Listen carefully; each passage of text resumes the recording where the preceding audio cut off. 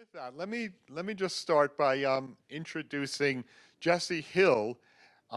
Jesse just graduated from college out on the West Coast. He'll give you a full introduction, and I thought it would be really neat to hear a little bit about, Silicon Valley, the Silicon Valley scene. That's, for anyone interested in entrepreneurship, kind of the mecca of startup world, and I have limited experience on the culture, but it really is kind of a different culture, a different network, a different attitude, and Jesse's going to shed a little light on that for us.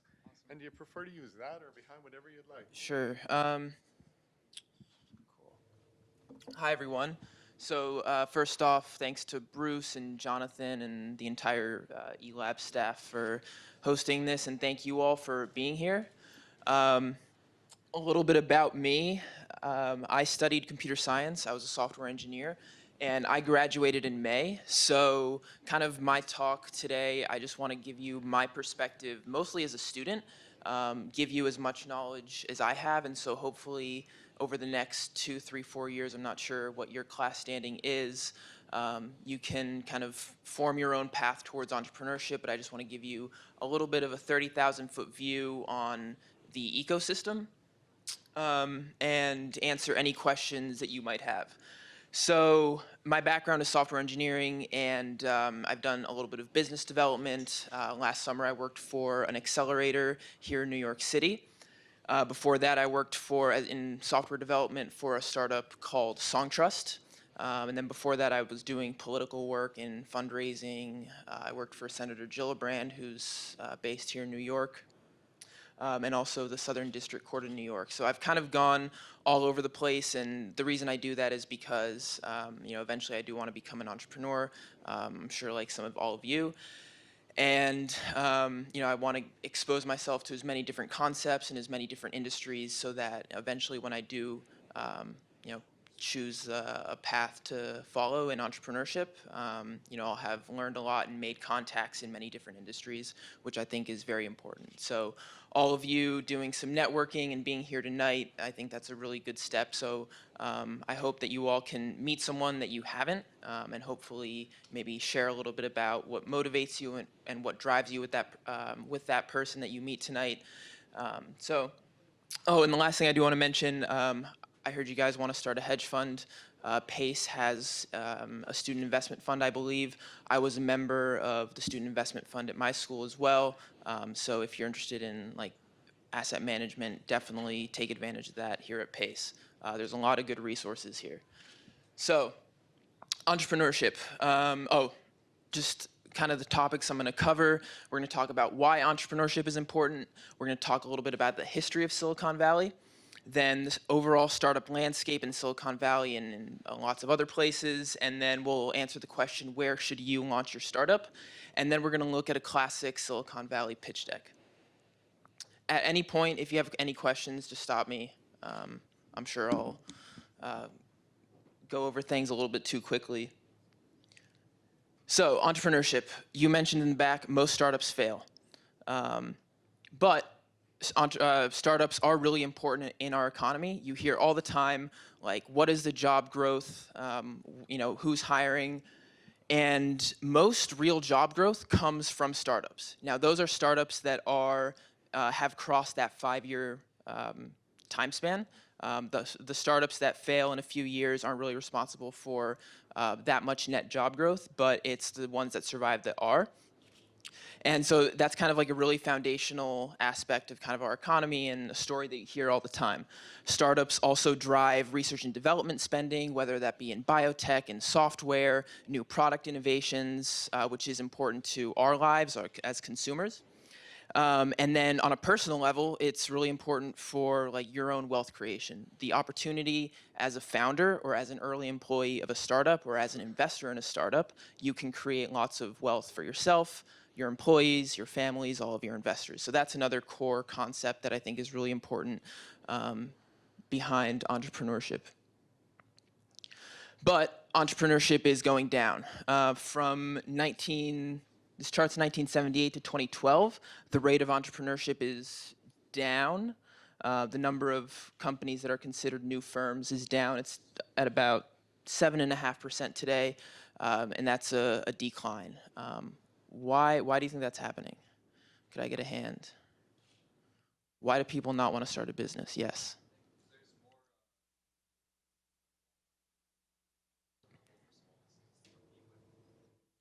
Could be. What else? Mm-hmm. I think it's on a personal level, it's a little bit hard because we graduate with tons of student loans, and like you said, it could be scary, right? Like, how do you compete with Amazon? But I'll show the charts later. It's easier than ever to start a business. There's more money looking to fund businesses today than at almost any time in history. So you all should start businesses. When our generation thinks of startups, we think of like the high growth startup that can really take over the country, take over the world, and reach customers anywhere. And that's different than our parents and their parents, right? Their version of entrepreneurship was you build a small business, you might build a shop, build a product, and you might be able to grow. But what allows our generation to kind of tap into this global market and this nationwide market is, I think, two different big factors. The first is technology. That allows you to access supply chains and customers just about anywhere. But the second one that I think has really driven this culture forward is a small area in Northern California called Silicon Valley. Now, to give you a little bit brief history of Silicon Valley, dating back to 1940, William Hewlett and Dave Packard found a company called HP. In 1940, also, a transistor is invented at a place called Bell Labs. Now, the transistor is kind of like this little microscopic instrument that's at the foundation of all of our chips, which then go into our phones and computers. So really kind of what drives technological innovation. Then a guy called William Shockley leaves and founds Shockley Semiconductor. And that's important because that's the first place that makes transistors out of silicon. 1957, a group called the Traitorous Eight leave Shockley Semiconductors, and they go and found really classic companies called Intel, AMD, NVIDIA, the venture firm Kleiner Perkins, and I'm sure many of you recognize all of those names. At this time, you also start to see the synergy building between Silicon Valley and Stanford. And Stanford, was a draw for engineering talent, as well as they were hosting the military's early version of the internet. And that's also another relationship that you see in early Silicon Valley is military spending driving technological innovation, because a lot of these companies were servicing the military. 1970, this is where the name Silicon Valley comes about. Journalists pens that. And then you see Apple and Oracle were founded around that time. And in 1990, you see an interesting shift. All the companies I've mentioned so far have been hardware companies. In 1990, you see software being really enabled. So eBay, Yahoo, PayPal, Google, Salesforce, Amazon, those are all software companies that were built on top of the hardware of the last 30 years. And those are kind of ubiquitous companies. And then 2000s onward, this, after the dot-com bubble, a lot of those businesses failed, but that I think kind of accelerates the idea of being able to start your own business on software. And you see companies like Facebook, Twitter, Uber, Lyft, the companies that we use on our smartphones today, that's have kind of come out of Silicon Valley and this software culture from there.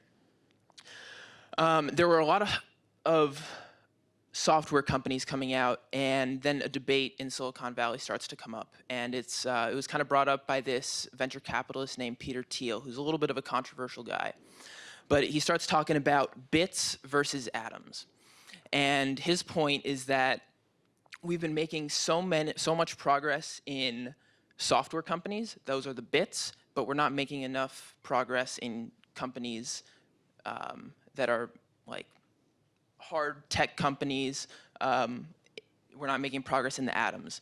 The example he gives is there's lots of companies that are predicting, there's software companies that predict whether you might get cancer, but there's not enough companies that are out there trying to treat a specific kind of cancer and actually tackle that. And it's not an either or. It's this idea that you need to be solving and building companies that are both software and are both hardware. So bits versus atoms is an interesting discussion that's been happening in Silicon Valley for the last couple years. And there's so many successful companies and so many innovative things that are going on in Silicon Valley. And there's a ton of really smart and interesting people that have gone there to try to figure all this stuff out. And so if you were to go there and you were to start your company today, who would you be interacting with? And who are the stakeholders kind of in Silicon Valley? The first could be you one day, and that's the startups and the entrepreneurs kind of driving the whole thing forward. The next one is the VCs, the venture capitalists. Then you have your accelerators, and you have your corporations. You could also put the customers up there, but for today's sake, we're just going to talk about these four. So accelerators, kind of the best definition I've found is they're a fixed term, typically 8 to 15 weeks, where companies come in, they're brought in person to a specific location, and they're given access to capital, access to investors, access to mentorship, potential customers, and it's supposed to help them through whatever point in their life cycle that they're in.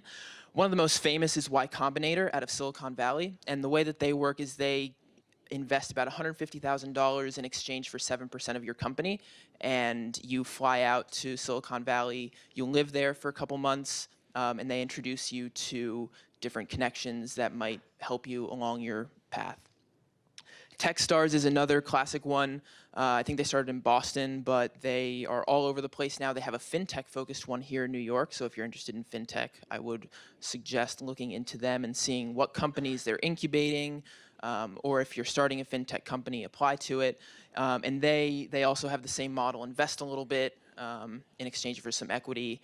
And their incentive is that they want to invest a little bit of money for a little bit of equity and help you grow as much as possible. And so eventually down the line, their investment will be worth a lot more. I worked for a accelerator called Numa, and they help foreign companies come into the US and help them find US customers and US traction and maybe adapt their product a little bit. So accelerators come in many different flavors, have many focuses, and that's the same thing. Yeah, so VCs are putting in money. They might be an angel investor before you even have a product. They might be putting in money before you even have revenue. So there is a fair amount of risk involved in this kind of investing. But there are VCs who invest $100 million or $500 million, just as there are VCs who invest even less. If you're interested in VC, I really recommend looking at a company called Andreessen Horowitz, A16Z, and they have a lot of great blogs and podcasts on venture capital and entrepreneurship and startups, and they're based out of Silicon Valley. Union Square Ventures is one based in New York City. Sequoia is another classic Silicon Valley venture capital firm. Lux is one of my favorites. They do a lot of deep tech investing, biotechnologies, healthcare companies. And a small one, which was just launched a couple weeks ago, called Work Life Ventures, is one that invests in future of work companies, so remote work and productivity things. And so again, there's lots of VCs with lots of different flavors and focuses. And so if you follow a couple that you like and you enjoy their style, there's a lot that you can learn from them. Twitter is great because a lot of VCs are on Twitter. That's how I kind of end up learning a lot. And you can even reach out to people, and people are happy to answer questions from you. And so I really recommend getting on Twitter and following some of the people that work at these really good companies. So venture capital investment. In 2018, there's about almost $100 billion, and that number has been going up steadily since the dot-com bubble. And there was a lot of money in the dot-com bubble. I would say that now is very different than the dot-com bubble, so I'm not expecting a startup crash like in 2000. Now, where is all that VC money going? Most of it goes into San Francisco and the Bay Area, just a few miles south. And together, that accounts for almost 50% of all VC investment. Now, what's interesting to note here, and this kind of speaks to the culture of Silicon Valley, is that over time, San Francisco has started to take more of the VC investment, and that's taking away from investment from Silicon Valley. And so now most startups in the Bay, they're not going to the Bay Area necessarily. They're going straight to San Francisco because that's where everything is happening right now. After that comes New York, then New England, and then the rest of the US. I want to take a quick step back and talk about startup exits and kind of what success for a startup might look like, especially like in Silicon Valley. People are always talking about like exits, like when are you going to exit? How are you going to exit? And the first kind might be an acqui-hire, where let's say your company is not doing too hot, but you have a really talented team. And so a bigger company, could be a startup, could be a big corporation, will buy your company out, but they're really buying you for your team. They're not really buying for your product. So you and your team, or part of your team, will go work for their company, but your product will probably be killed off. And that makes some money for the investors, not that much, and some money for yourself, but not as much as a traditional acquisition where they're buying, your probably parts of your team as well as yourself and your product, and integrating that into their own company. IPOs are kind of like the biggest exit that you can probably have, and they get the most news. This year, there's been lots of IPOs from Silicon Valley, from Uber to Lyft. New York had Peloton just a couple weeks ago. WeWork was going to IPO, but that got kind of derailed. I don't know if you guys have been following that story. It's pretty crazy. And then your last option, this isn't really an exit, but staying private. And this way, you just collecting whatever revenue. Startup exit value. Look at this crazy number. Almost $1 trillion in the last 10 years has been generated in exit value in Silicon Valley. Now, this excludes biotech and some other life sciences. So this is mostly just software on this list. The next biggest exit by hub is Boston, followed by LA, Seattle, New York City, Utah. You know the rest, right? But I just want to impress on you the difference between Silicon Valley, Bay Area, and all of these other locations, which is insane. But New York City, for example, has had a lot of great exits as well. MongoDB, which is a database company. You have like e-commerce companies, you have AI-focused companies, like great software, as well as like consumer brands. In LA, you have like a lot of great consumer, like Dollar Shave Club. The whole esports scene is in LA. And they have a lot of hard tech engineering stuff going on. Like SpaceX is probably one of the most impressive companies that I've seen ever. And then in Boston is known for its biotech and healthcare exits, and they even have like some internet and consumer-focused exits that have gone on the last couple years. And nationwide, there's a lot of very well-funded startups. The darker the color is on this map, the more funding the state has, and it shows the best funded startup. Obviously, California is pretty blue. New York is pretty blue. I don't know, has anyone heard of Infor? I honestly don't know very much about them. The one that's really impressive to me is Magic Leap. It's based in Florida. They are the second most well-funded startup in the country. So all over the place, if you want to start a good company, you can find access to capital. And I mentioned earlier, now is the best time to start a business because there's so much money looking to invest in startups, and not just in startups, but in entrepreneurs. The last company I want to mention is a company called UIPath. They had a story in Forbes just this last week on them, and I recommend reading it. Pretty interesting. Who can guess where they're based out of? Take a wild guess. It's not in the US. It's UIPath is a AI-based company based out of Romania with a valuation of $7 billion, and they even have an office now in New York. And so what I kind of want to impress on you and hope that you take away from this is that when you think about where you should launch your startup, yes, you can go to Silicon Valley and get involved in that scene, but you can start a company here in New York City. I think it's an amazing place to do it, and I hope that you do. You can start it in your dorm room in the next couple years with your roommate and your best friend. But there's never been a better time to start a business, so I really suggest when you come up with an idea, just take a few steps forward and see if it can work out for you. All right, so we're going to look at Airbnb's pitch deck. I think it's kind of cool to look at how things change. But first, I also want to talk about, I think in the back you mentioned or asked why startups fail and why the failure rate is so high. There is a VC called Paul Graham, pretty successful guy in Silicon Valley, and he tells a story about one of his first startups. And he says that he and his friends decided that they were going to build software for art galleries, and that through the software they were going to be able to sell to customers directly instead of having to do everything in person. Sounds like, pretty simple idea, easy to execute. What could go wrong? It turns out art galleries don't actually want that kind of stuff. Art galleries prefer to do their business in person. They don't want someone random on the internet just buying all of their inventory. And so he says that when you're building a startup, you actually want to identify a real problem.